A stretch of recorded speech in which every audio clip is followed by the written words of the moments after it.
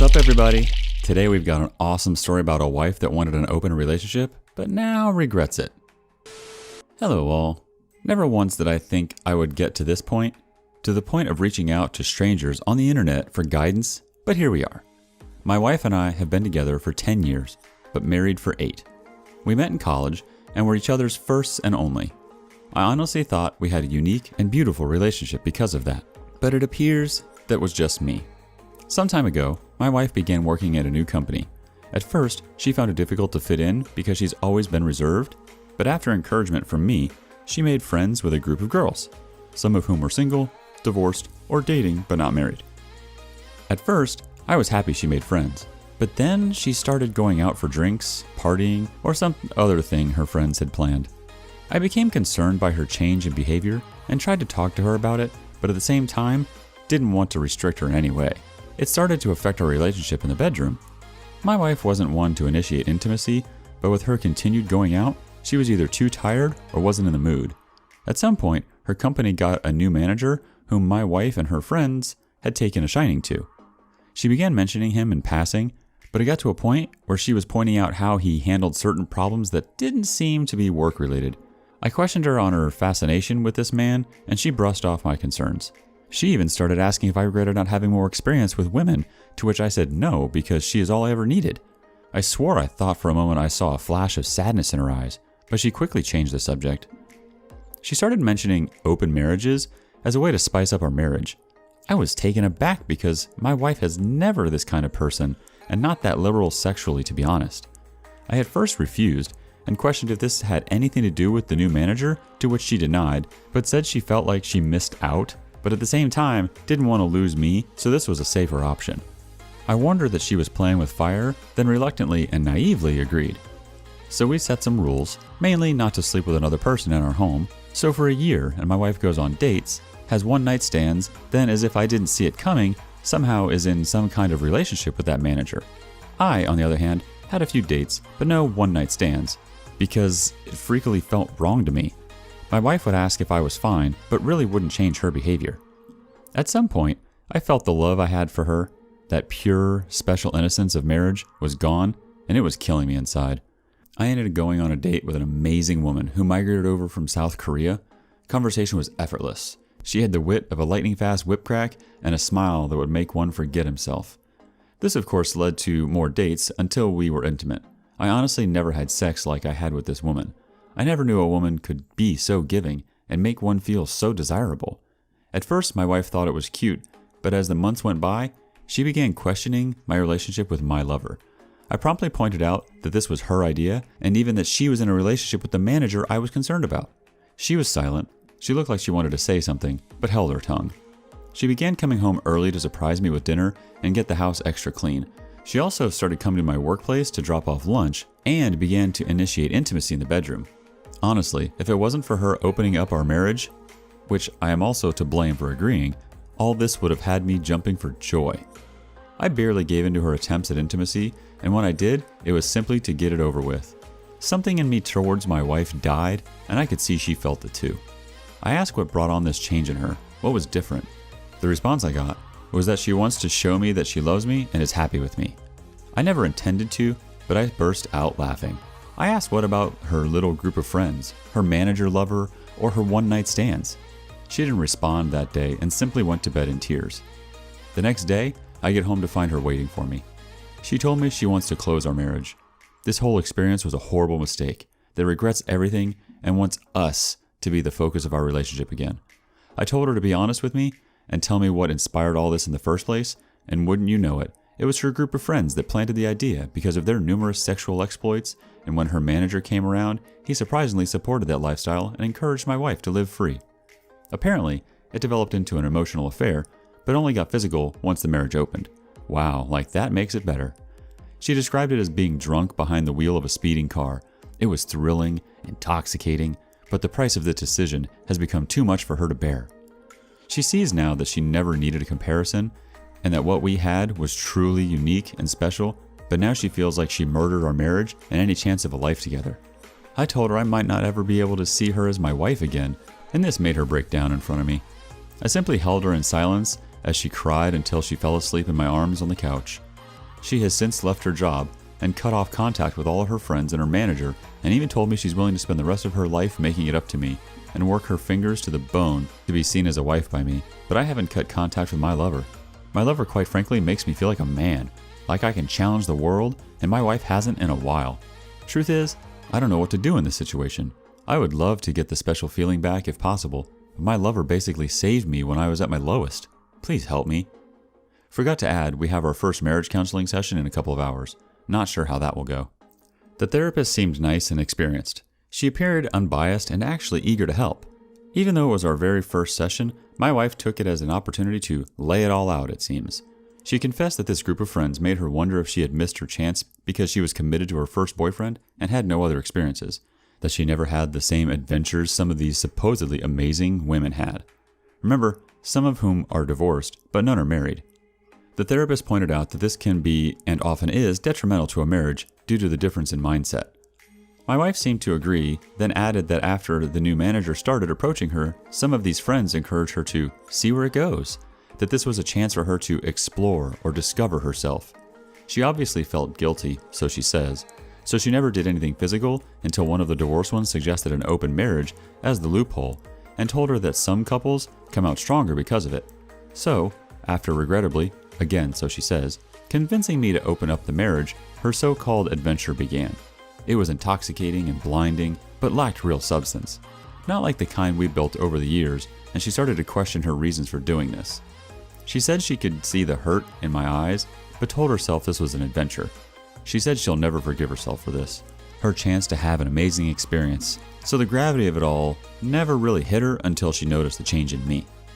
At first, she assumed because I went on dates, I would gradually accept her situation and be okay with it, but that all changed when my lover became a constant appearance in my adventure. Apparently, I started to smile again for no reason, and my eyes would light up when I would get a text message or when I cheerfully left the room to answer a call. She said she suddenly felt a pit in her stomach and started to get mini panic attacks for no reason. She went to her friends for advice again, but they said it was a normal reaction for me to have during the adventure. But when the same divorced one who suggested this in the first place said, "It looks like his lover makes him happy," is when the reality of it all finally dawned on her, and the very real possibility that another woman and not his wife gave him joy almost made her pass out. She realized how ridiculous this all was and begged them to help her win me back, but they just told her if she couldn't deal with it, why did she open her marriage in the first place? She knew then and there that these people were toxic and a threat to our marriage and the life we've built. Hence, she's been on a mission to win me back by any means necessary. I, on the other hand, didn't share much, but I did let the counselor know about the situation on my side with my lover still in the picture, to which the counselor said no resolution could ever be reached with my lover still in the picture, and suggested we book another appointment after tomorrow. The counselor said it was unusual for someone to stay with her first this long, and gave the impression that any storm can be weathered. I highly suspect she wants us to be one of her success stories. Sorry that it's long, but I figured I might as well give a full update. Update 2. Still haven't figured out how to link posts, and a very warm thank you to everyone who has reached out. I apologize for not being able to reply to each and every one of you, be it inbox or on the post. Anyway, here's the update so far. Again, thank you for all your support. It's quite literally been an episode of Jerry Springer. I have since moved into an apartment owned by my brother for a ridiculously cheap price. He owns properties and would have let me stay for free, but I refused that. Just a little of what I have uncovered about my wife's behaviors and some unsettling things about her manager.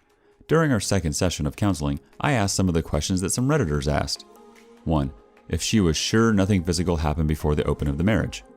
She looks towards the ground and begged me not to make her say it. She said if she said it, then it would destroy us, but after some pushing, she shared that it wasn't physical, but they touched themselves in front of each other.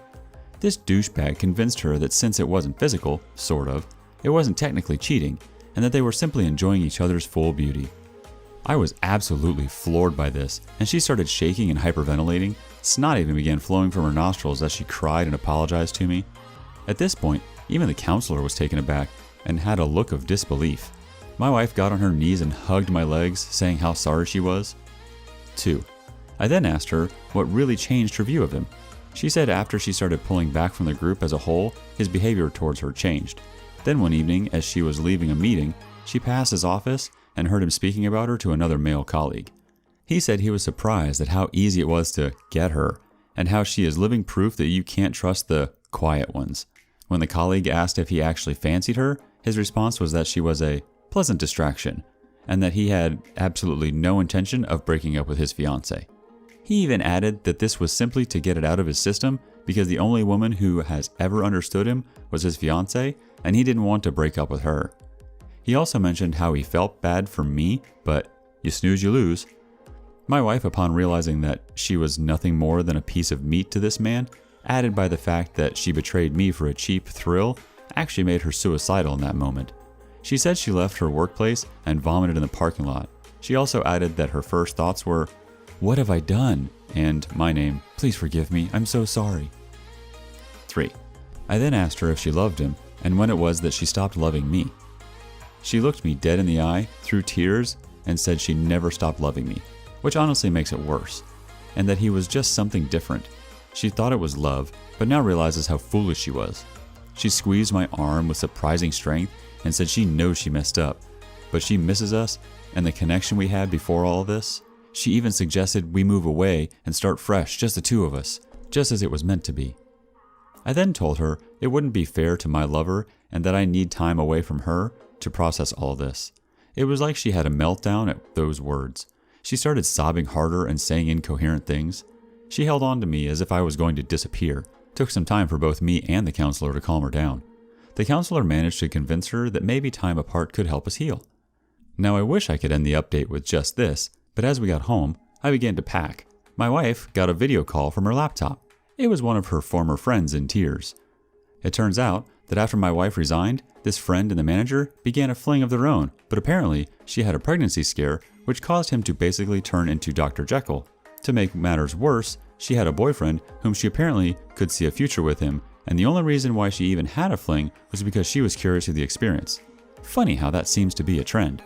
Her boyfriend found out because he discovered an email between the two discussing the potential pregnancy, but the manager basically accused her of baby trapping him.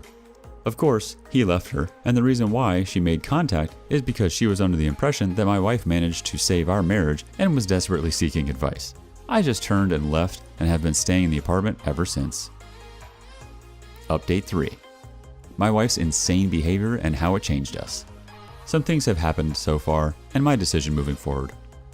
First and foremost, thank you to everyone who took the time to reach out and share either helpful advice, your own similar life story, or just offered an ear for me to rant. It truly means a lot.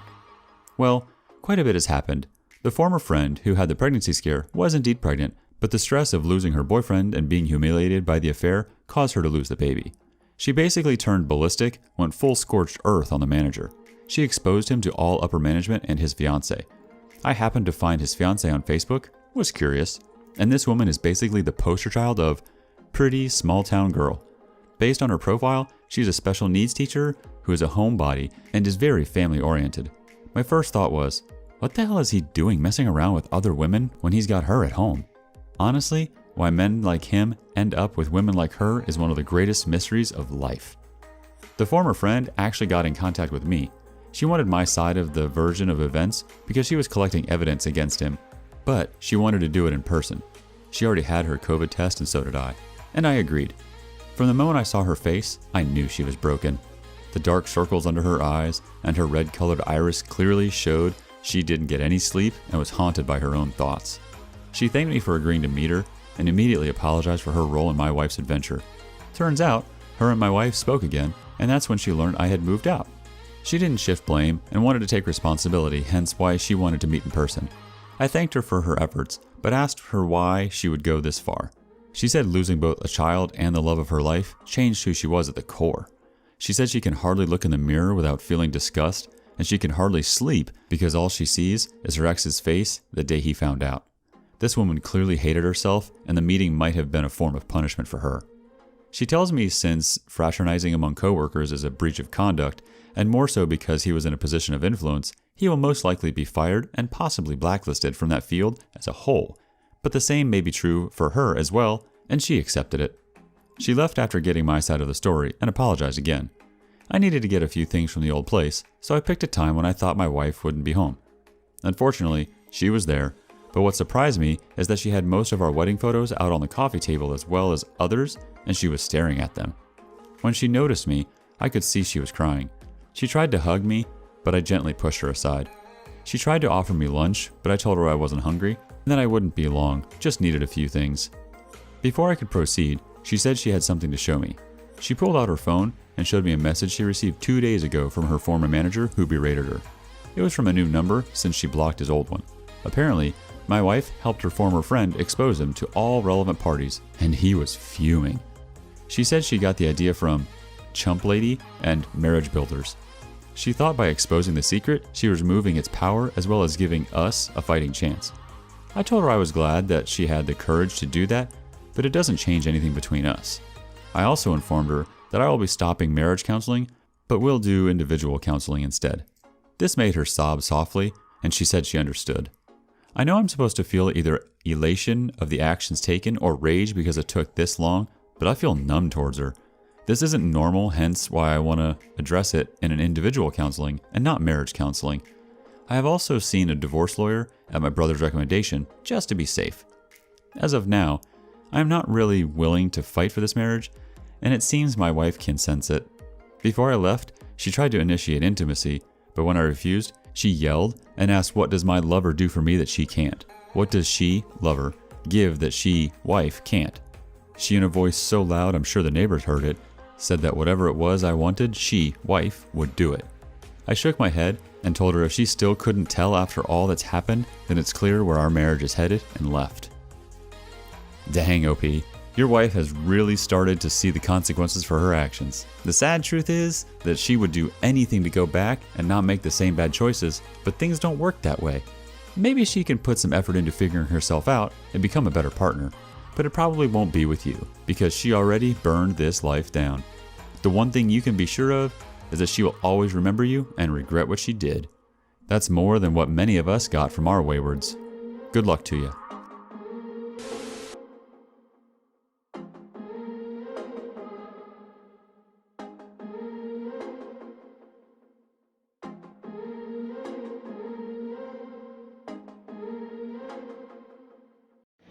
What up, ladies and gentlemen? It's your man, Abuamerican.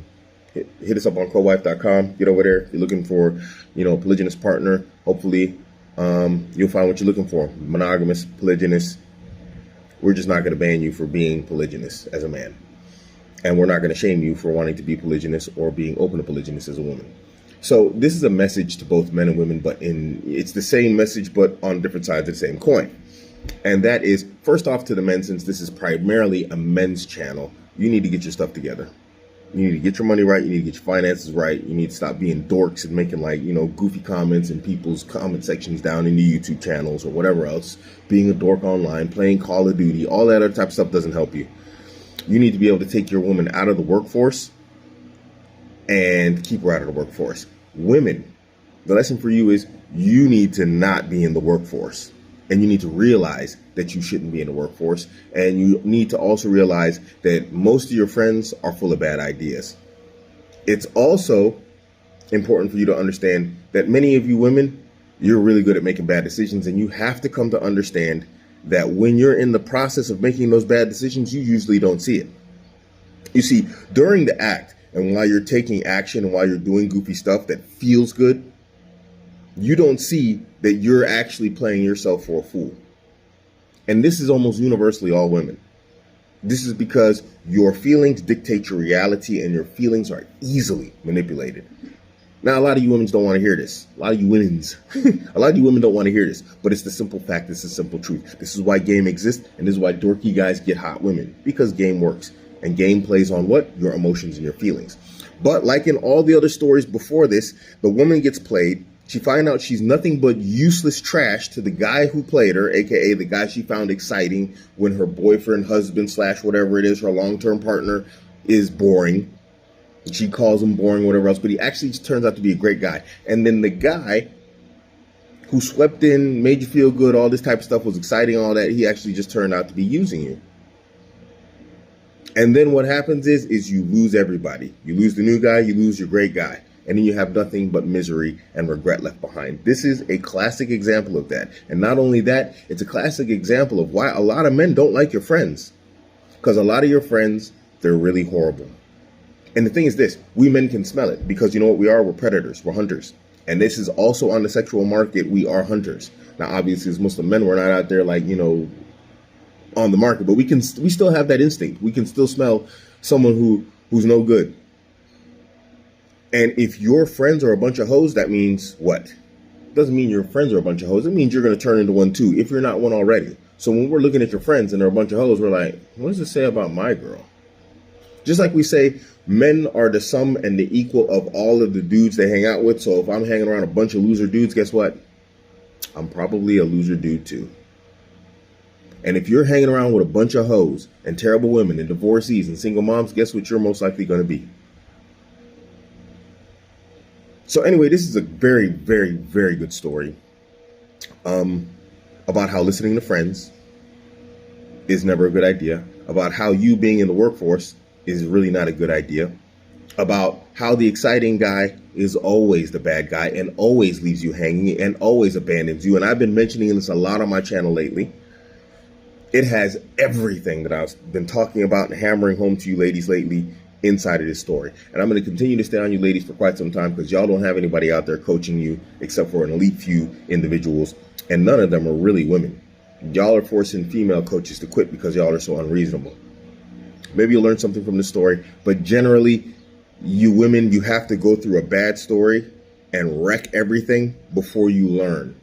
And then by then it's too late because trying to get what you had that was great is very difficult. When you have a good thing and you ruin it, it's really hard to get it again. It's almost impossible because even when it comes across your path, now your world vision has been distorted by what's happened in the past. And so it makes it difficult for you to understand what you're seeing. It makes it difficult. It just makes everything difficult. So hopefully you learn lessons up front that when you feel that tug, when you feel that pull, that feeling, you can classify it and say, hey, you know what? Maybe this isn't a good idea. And this story is just, it's a classic. It's a beautiful one because her friends turned out to be suffering too, just going through it. Horrible, horrible story. But at the same time, beautiful because I'm going to be honest. This right here, this is like manosphere pornography, these stories. We love to hear about women who stepped out of their relationships on boring, great guys to go find the exciting guy, listening to their dumb hoe friends. And we love to hear about these women suffering. We don't let anybody tell you otherwise. I absolutely thoroughly enjoyed this story. I'm glad she's suffering. She deserves it. Don't become this story. It's not necessary. Who wants to fight? It's your man, Abuamerican, man. I'm only taking the brave. I'm not taking the scary. I'm not taking no girls. Are you ready to fight? Yes, sir. Are you ready to fight? Yes, sir.